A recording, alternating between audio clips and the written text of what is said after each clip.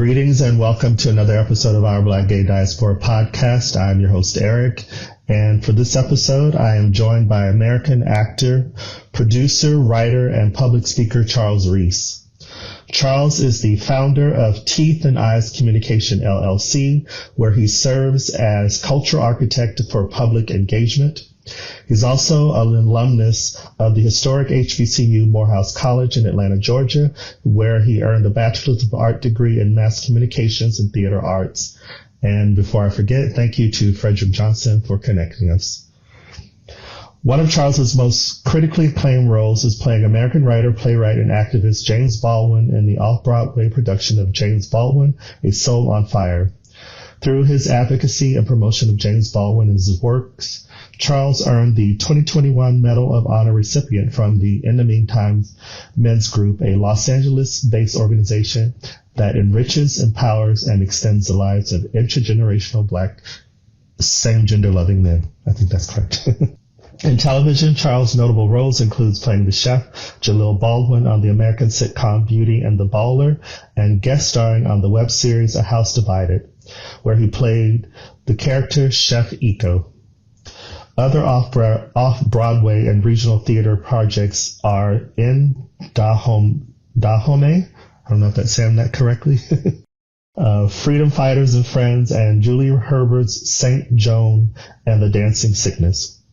When we spoke a few weeks ago, I felt the electricity and enthusiasm that is on display in the clips that I've seen of Charles and some of his projects. So without further ado, let us learn more about who Charles is and how he's crafted a multifaceted career in entertainment that offers him opportunities to celebrate and educate us on Black excellence. Hey, Charles, and welcome. How are you? Thank you very much. I always have to laugh. The piece is called In Dahomey. When I did In Dahomey, I didn't realize that it was a place in Africa. And I did that piece with opera singer by the name of Shirley Barrett, the late Shirley Barrett. So it's In Dahomey. In Dahomey. Thank you. We have to comment on that gorgeous background. Well, this is compliments to Ya and Zinga, who has been a wonderful person in my life. When I'm in New York, I'm always in this particular spot. So that is actually my space where I reside when I'm in New York. Okay. Is that his artwork? That art piece actually came from Ghana, if I'm not mistaken. Okay. Yeah. It's just so rich with colors, the background, cushions, all of it. It's the perfect thing to have when you need to relax and you come into New York. Yeah. I love that painting. I'm gonna find out more about that painting. I'll give you more history behind it. I'll send you more information, because I have to check back on who the actual artist is. Okay, cool. Thank you. So you are in New York. Is that where you're based? No, Los Angeles is the base. I've lived in New York 2 different times, and my main base these last 20 years has been LA, and I'm always in New York for one reason or another. I find I just need a New York fix every now and then, so I'm here to catch a little theater, some of the things that are just coming up on Broadway for the second round. And at the same time, I can take care of a little business. And at the same time, I can jump on a train to go see my sister in D.C. I can run to Boston. I can run to go do some things. So. Okay. I was there last September. My dad's side is from that neck of the woods. And my aunt and uncle are in Brooklyn. And I always stay with my cousin in Far Rockaway. Oh, good old Far Rockaway. Or like the song says, rockin' my soul in the bosom of Abraham, rockin' my soul in the bosom of Far Rockaway. Okay. Anyway. So what plays have you seen so far? Last night I went to see a musical called Suff. S-U-F-F. S, those S's and F's, how they get you like that. But it's about the women's suffrage movement. Prior to that, I went to see a piece called Limpika, which is very interesting. This is about this artist, Polish artist, back in the 1900s, and her take on being an artist through war times and all these other times. What I found out about Limpika is that it was actually a real person that I didn't know about. Mm-hmm. I had a wonderful actress friend that's in it by the name of Amber Iman. Amber Iman is wonderful in this piece. I'm not going to give it all away, but she is the interest or the subject matter of the artist's work that made the artist very popular in this incarnation of this particular piece. I am going to see Hell's Kitchen probably tonight. Okay. That's the new piece by Alicia Keys. My good friend Keisha Lewis is in Hell's Kitchen, so that's that. And I'm also going to try to catch Lawrence Fishburne in his solo piece that actually is going to be ending this weekend. Oh, wow. It's a renewal, rejuvenation of watching your colleagues and friends. What joy it is. And it's also a great way to keep your energies and skills up to par. You can borrow and learn from all the things that people are doing on the stage. If you study theater, it'll be good for you in business. It'll be good for you when you have to speak. It'll be good for you so we can just talk the way we're talking now. I like that. As I said earlier, your energy, it's just so warm and like if I was walked into a room where a little get together, I'd be like, I want to go sit next to him. Oh, that's very kind. Gratitude and appreciation for that. Yeah. At 61, we received that. You know? Yeah. So we've connected through Frederick, as I mentioned earlier. How long have you known Frederick? You know, you have people that you talk to for periods of time, and then all of a sudden you all start connecting one-on-one. But so our friendship, I should say, started through Facebook and through him attending things that I was doing online. Okay. He came to some programs I did, and then we would start talking. Yeah, like you, he's a great energy. We worked for the same company years ago. Oh, wow. That was going to ask you, how did you know him? Yeah. But he's a great guy, lover of arts for sure. Yeah. So that was kind of sort of the energy that you find. So you mentioned you've been seeing some theater there. Are you also there for work? I'm here looking at some projected things that are going to be happening in 2024. A lot of it has to do with the celebration of James Baldwin. No matter what I do, TV, film, what have you, I always come back to James Baldwin. Mm-hmm. So I'm actually checking out some sites and some different things for that. And at the same time, taking care of some other little things that are preparing for this whole year work that I'm going to be doing for the whole year, all the way to 2025. One of the things I like, for me, and talking to you for this episode, because I love James Baldwin and how I discovered him at a time in my life as a teenager when it just meant so much to me to discover such a prolific writer for his time, and even today that was so honest. So I love that you're keeping his legacy alive. And I saw your post through following you on Instagram when you posted that he'd be 100 years old if he was still alive. Yeah. He was born, of course, in 1924, and he passed away in 1987. The last big celebration that they did around Baldwin, they did the 90th anniversary of his birthday 10 years ago, and through the family, Harlem Stage, as well as Columbia University, a lot of other distinguished people. Bill T. Jones was a part of it. It was a whole year that New York celebrated. So I'm advocating to have celebrations all around the globe. Okay. So that everybody can just have their celebrations. And what I'm offering as a part of celebrations is I already have programs already developed. I have my evening in history with James Baldwin. I have another project called James Baldwin and Me, which is going to be coming out in June, because I think that 100 deserves to go all around. So whoever has a program, all you have to do is call me. I have a program ready for you to fit your needs. Okay. I call it Baldwin on the go. I like that. I came across an interview you did, or it was published last February in Voyage LA, where you were the guest speaker at the International James Baldwin Conference in France. Was that connected, or is that part of this 100-year celebration? That actually happened in 2016. There used to be, so what happened was there was a James Baldwin International Conference. The conference used to happen every other year, but since we had COVID, that didn't happen. So in 2016, that conference was done in Paris because the American University in Paris was celebrating 50 years.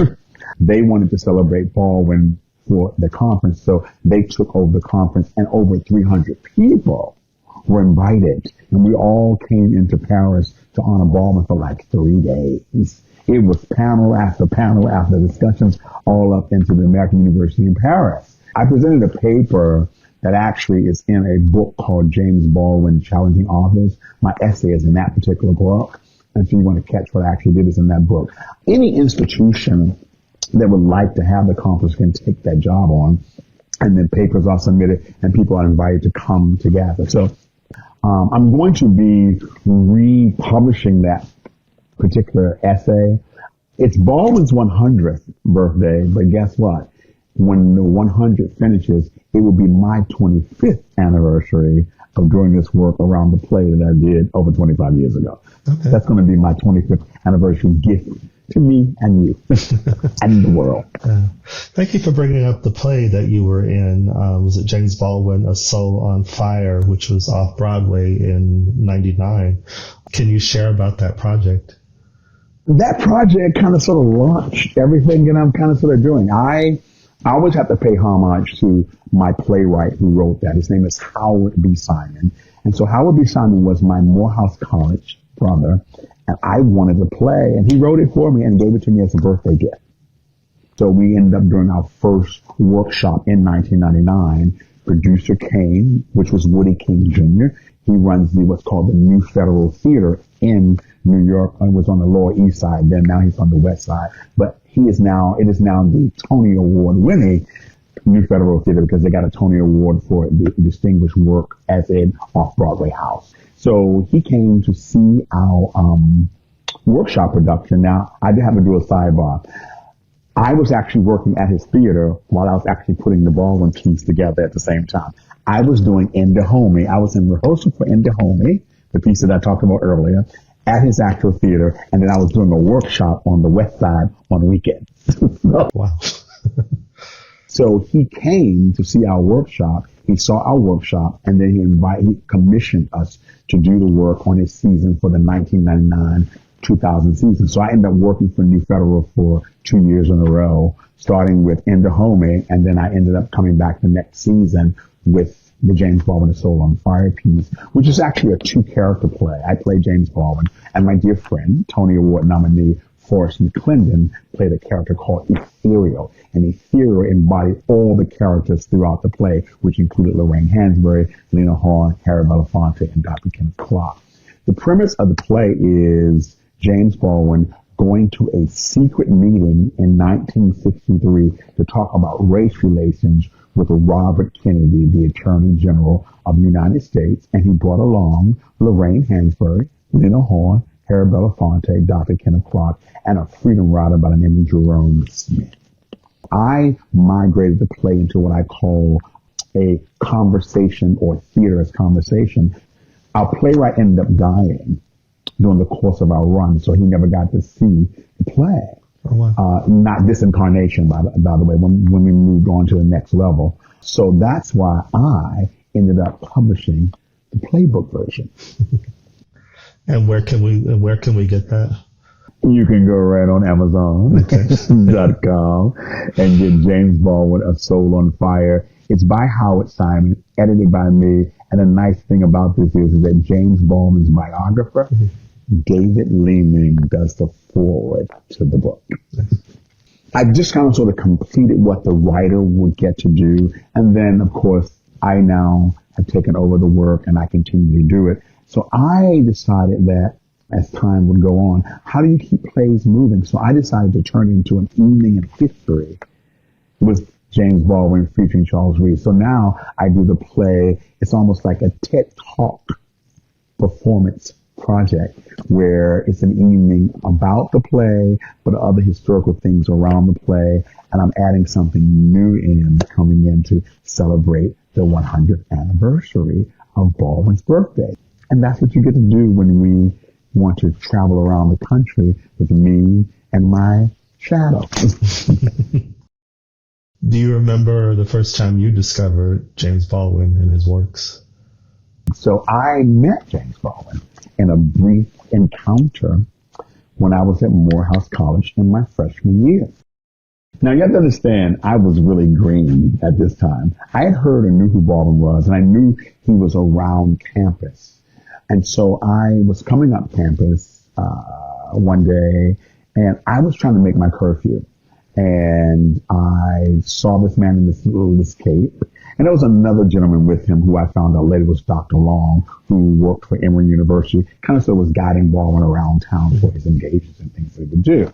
And so I'm coming up the pathway, and he looks at me, I look at him, and he simply says, "My, you have eyes like mine." And I said, "Wow. Thank you, sir." And I ran. Now, let me tell you why I ran. Okay. James Baldwin, he was hired by Playboy magazine to write a story about Wayne Williams, a.k.a. the Atlanta child murders case. Yeah. There were over 25 plus young black boys that were murdered between around late 78 to 80. And the trial was beginning to take place during my freshman year. So my mother said, "Listen, I'm going to let you go to Morehouse." I was from Washington, D.C. But if you see anything strange or you think, I would suggest that you just run. So that's why I ran. I was listening to my mom. So did you know that was James Baldwin when you met him? His eyes were mine, and we looked at each other. Okay. I think the only book that I had read at that time was Go Tell It on the Mountain. And I thought I'd see him again because there would be meetings going around. I never got to see him again.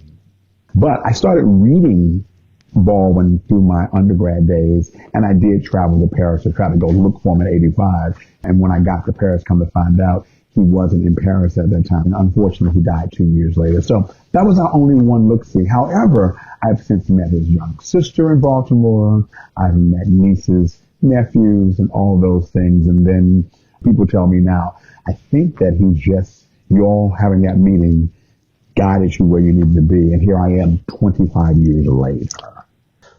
What are some things about him that feed you professionally or personally, his works or his personal life, his story? Well, now that we have access to a lot of Baldwin stuff that we didn't have, like you're seeing more visuals, you're seeing more tapes of him, you see him when he's talking about race issues, you see him when he's talking about, you see him all of his activism. But I think for me now, I'm finding, like most people find, I'm finding the quotes are becoming some of my wonderful things. Like one of my favorite quotes that I actually got is called, "You don't tell life, life tells you." I actually met an old barber of James Baldwin that used to cut his hair that gave me that quote. He said he used to come in and say that all the time. And there was a barber that he would have in Los Angeles. So when you start running and you start getting things, but one of my other favorite quotes actually comes from an article that he did. It goes, "Go the way your blood beats. If you don't live the only life that you have, you won't live some other life. You won't live any life at all. So you might as well go the way your blood beats." And this is actually from Nobody Knows My Name. And it goes, "Human freedom is a difficult, complex issue. If we can liken life like a furnace, then freedom is the fire that burns away illusion." And I paraphrase that a little bit. I read for the street naming, because he has a street named after him right here in Harlem. It's called James Baldwin's Place. I think it's Madison, about 128.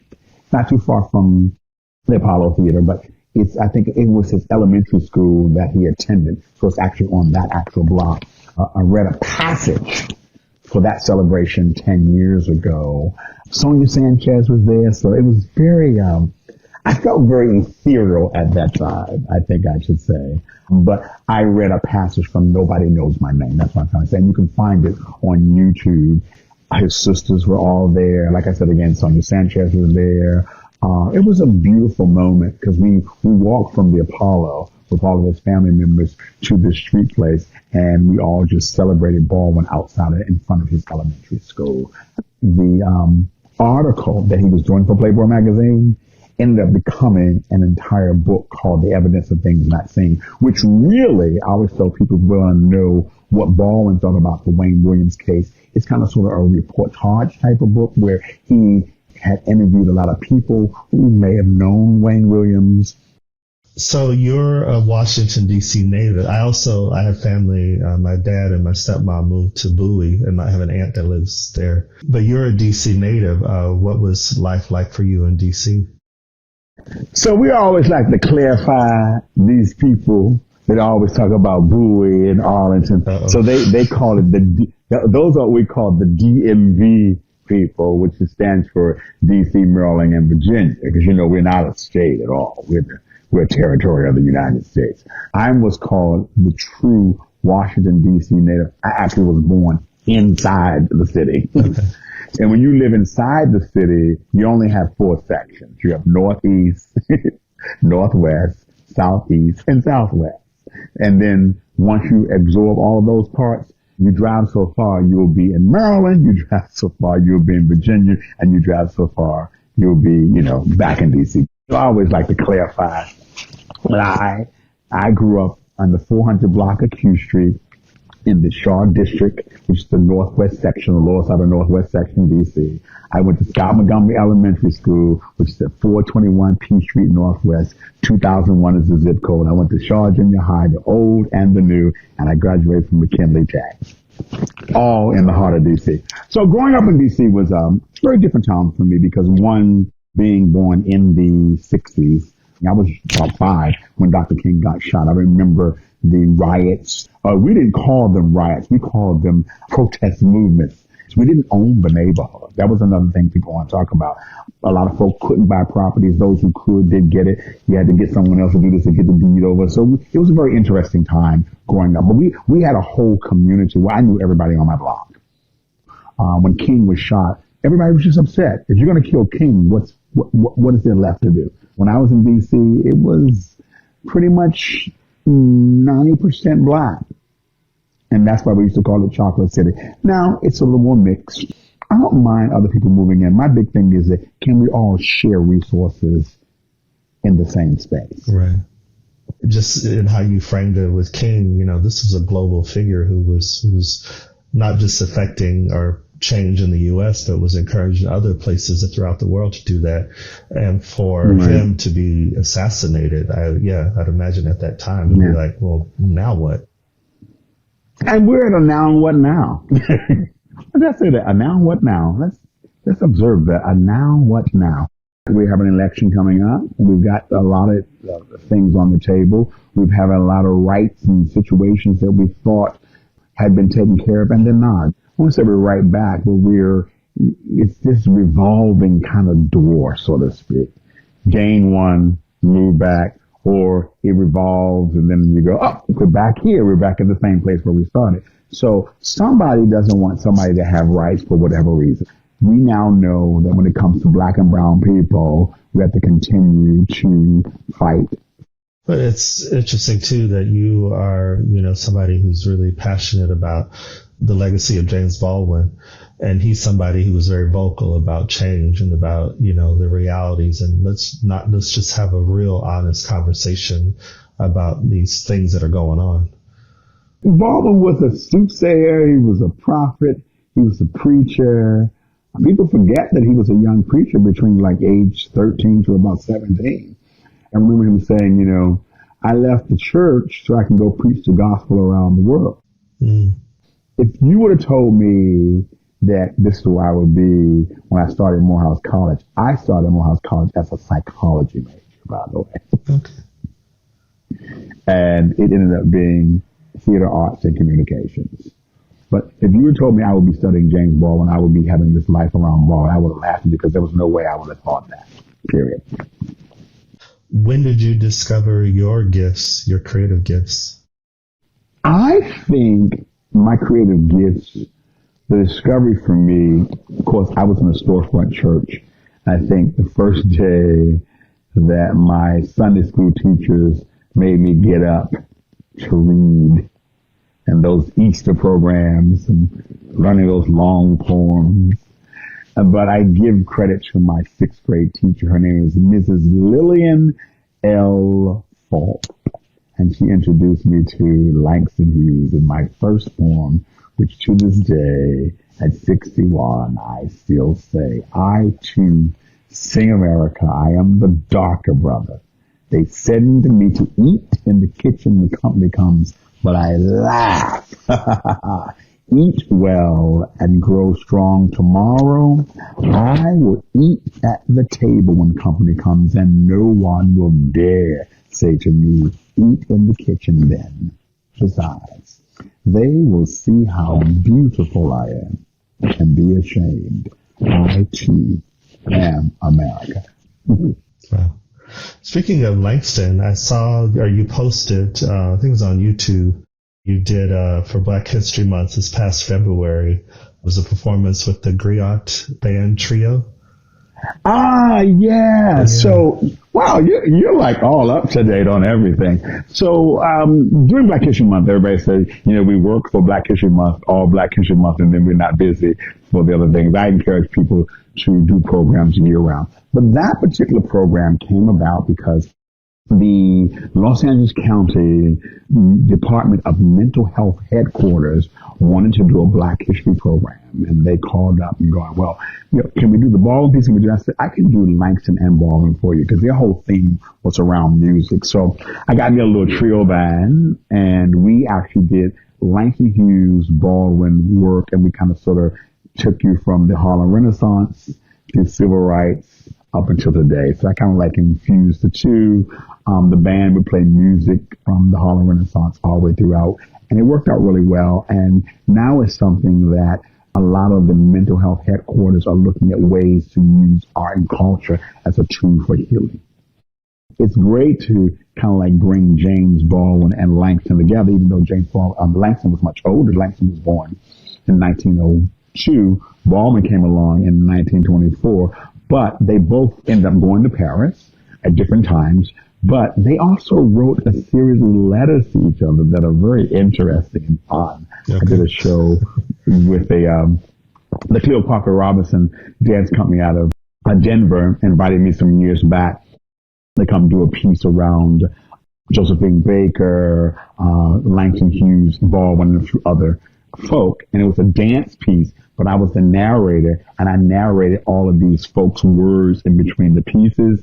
And so when they got to Baldwin and Langston, we would read the two different types of letters they would send to each other. They were bickering about who they were, because Langston always had a funder of some sort, and Baldwin was always bobbing about, oh yeah, so how does it feel to be a significant person that's being sponsored? And Langston would write back, well, you are very biting. So they had these little letters that were kind of fun. I'm going to be adding those into the next iterations of these pieces when I'm working with mental health situations, and allowing them to see how poetry, words, writing can be a wonderful way of healing thyself, so to speak. And we talk about, or I've asked about, and you shared about these projects that are live theater. Have you ever done them for film or television? You can do them. I think the ultimate goal, and the trick is in the sense that I think when I'm traveling, that's my work-life source. Once you lay it on film, it's done, and then you can repeat it over and over. Well, I think also because of Instagram and all the social media things, by you finding these small excerpts, we are kind of sort of laying a barrier to actually film maybe the whole pieces. Now, most of the pieces I have filmed in a whole way, I just choose not to show it until we can find some way of getting something to distribute it and making sure that it makes sense, not only from a creative part, but also from a financial part as well. Because, as you know, we were on strike. I just happen to be a member of the Actors Union and as well as the Screen Actors Guild. So we were on strike about a lot of things that happen around streaming and things of that nature. So I'm always open for that. When I see that there's a way to get some of these programs done or provide these programs as a part of a tool for different organizations and institutions, yes, we'll be able to have certain things on film. And I never thought of it, the permanence of it. Yeah, like when I was in New York last year, because my cousin and I, we have a tradition to see Alvin Ailey. I didn't see him this last time, but we did see a play. It's a revival. I think Ozzie Davis was in it way back in the day. It's Pearly Victoria. That's it, yeah.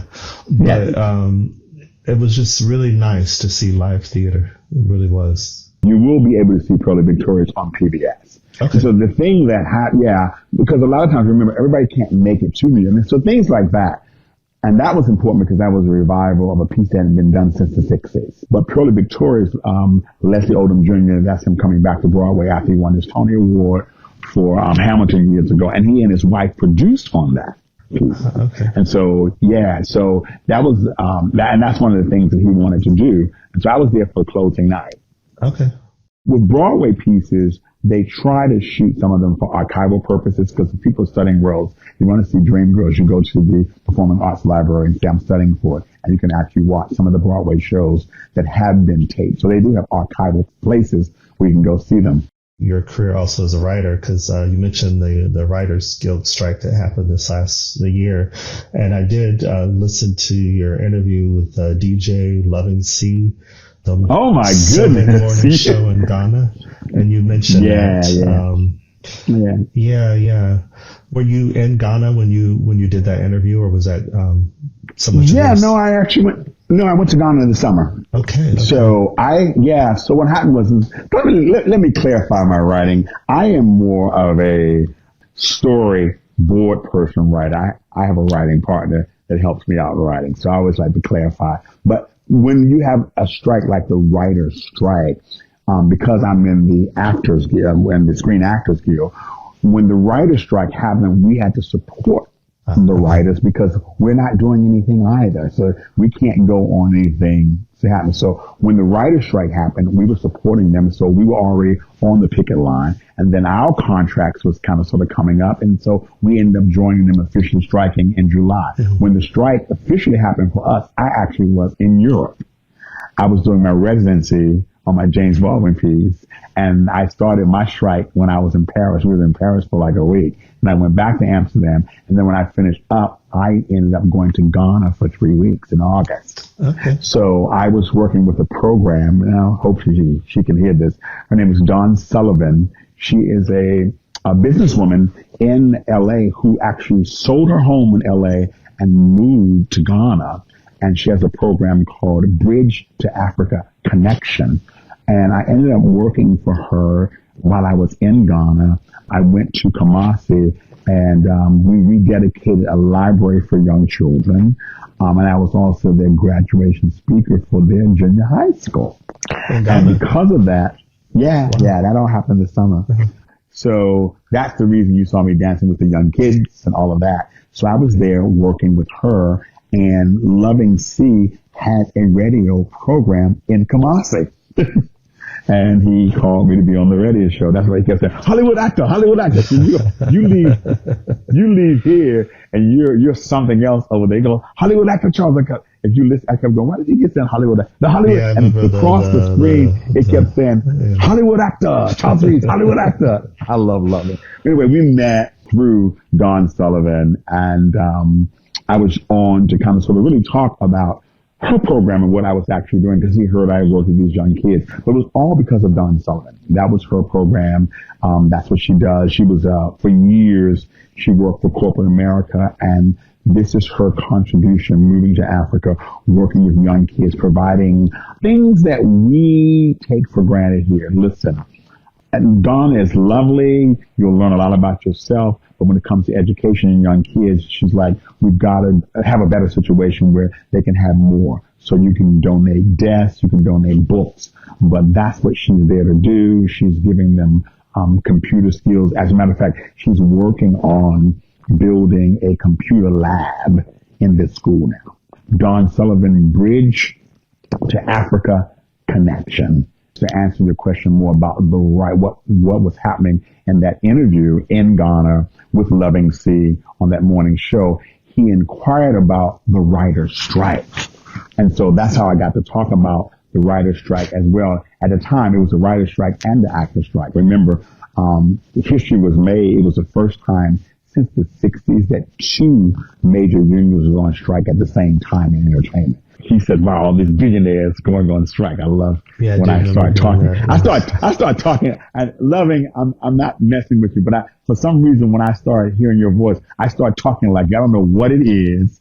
All of a sudden, I want to do that. But I love you, loving. See, I know if you're watching this, but I think that his inquiring about the writing, the strike part, because we were talking about Ghana becoming another place for development of film.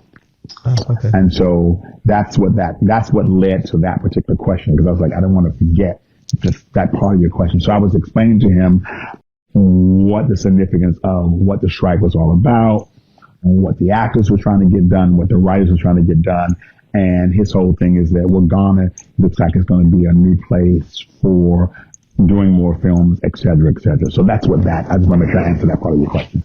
Was that your first time in Ghana? My first time in Ghana, yeah. I'm going back. It was an experience. I wouldn't recommend this for everyone, but I did 2 slave castles in one day. Oh, that's emotionally, that sounds like a lot. Yeah, the next day I was done. If you're going to Ghana, you will need a driver. You just needed someone that can really take you around. I got very fortunate because a friend of mine knew a driver, and he came and got me every day. We drove 2 hours to the castle. We went all the way to Kumasi. So I was able to really get around. But I also caught the Trotro, by the way. The Trotro is a little van. I know in South Africa they have the little white vans. Yeah, the white vans. But there they call them the Trotro. So I got on the Trotro a couple of times. You have your money ready. You stand on the corner. They get you. You tell them you want to get off. And I did a little interview with a woman in real time when I was on the Trotro. I like that name, Trotro. Yeah, it's called the Trotro. You kind of sort of have somewhat of a Trotro over here in Brooklyn where you used to, where you wanted to catch the van from downtown to get to the other side of the park. You have these vans, you pay $1 just to get all the way around. So you have to wait for a bus. Yeah. So I guess that's a form of a Trotro. My cousin, they're just man. Born and raised in New York, but forgot that the trains weren't running, and we had gone to see a movie. I think we were in Jamaica, Queens, or something like that. And so she's like, "Oh, we'll take one of these vans." I didn't know what she was talking about, and we got pushed in. I was like, "What is this?" Yeah, you pay your $1. You got to pay $1, and they got us where we wanted to go. It's not a bus stop. You just have to know where to pick them up. So have you been to any other African countries? No, that was my thing. The goal was to get all the way to Senegal. So now I've got to get to Senegal and South Africa. I just have to go back to Ghana because I just want to go back a touch base. There was some Nigeria things that might have been available for me coming up in the fall. I'll see if that's still available. But since I'm going to be in Amsterdam for the time, I find that Amsterdam has become my hub because I can get to Ghana in 5 hours. Since I've come the distance, I try to get most of my travel done right after I finish my program. I think I will try to get to some other places maybe in the fall, but it depends on since we're at this 100, it depends on what my schedule is like. I already have my first booking in 2025 already. Well, to kind of wind things down, you mentioned you went on 2 tours in Ghana, but can you share about one of them? Like, what was that experience like? Well, there was 2 castles. I went to Elmina Castle, which is one of the main ones, and it was one of the places where, slaves came through there. The second one was the most emotional one for me, and that was the Cape Coast Castle. Okay.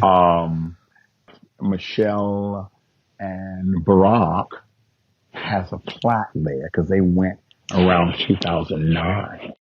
But it was humbling.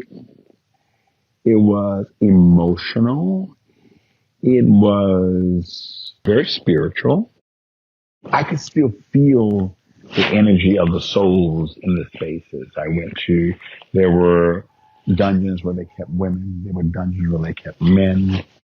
And someone had to correct me on that because I kept saying being enslaved, or I was going to say the slave castle. And the woman said, no, it's a dungeon. Make it real. Yeah.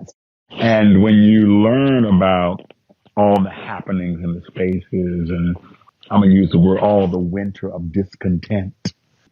This is the best way I'm going to describe it. It comes in a Langston Hughes piece that says, the Negro speaks to rivers, and the piece goes, I've known rivers ancient as the world and older than the flow of human blood and human veins.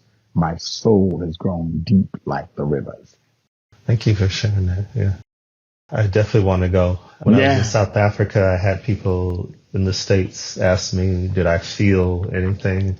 And I was like, no, because of my knowledge of most of us, our ancestry coming from West Africa. I was like, well, we didn't come from this part of the continent. But I want to go to West Africa for that reason, because I really want to see that. Well, you will when you do. Just prepare yourself. Everyone has a different experience. I had a great driver. His name was Thomas Asante. Great guy. He basically captured me and pictured as I was going through it. Mm. I have a book that I'm going to do where I'm going to talk about my chapter in Africa.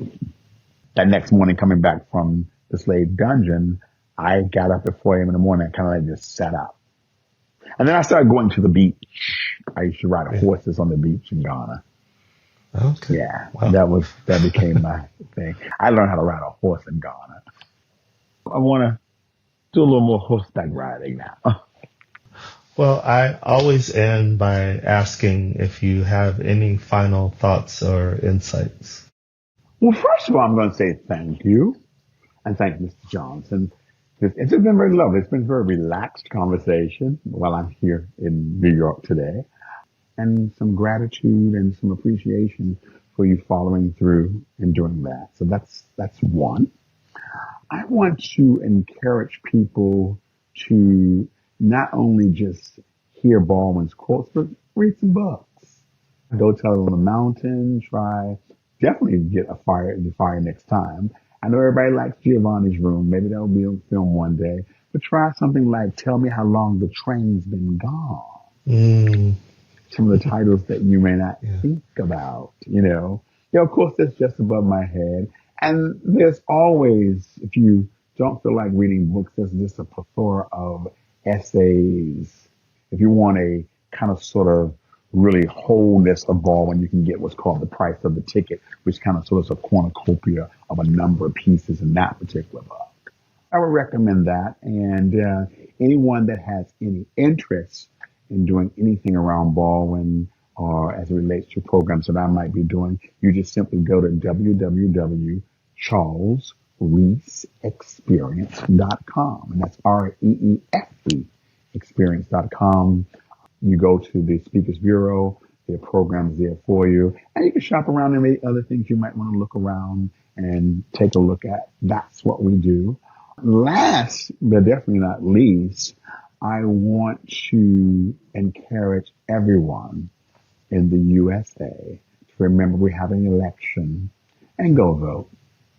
If you're not registered to vote, vote. If you don't like to vote, vote. It's important. And I say that in memory of my beloved mother, Mary Alice Reese, who fought and always wanted to have the right to vote. So that's why I continue to vote. It's important.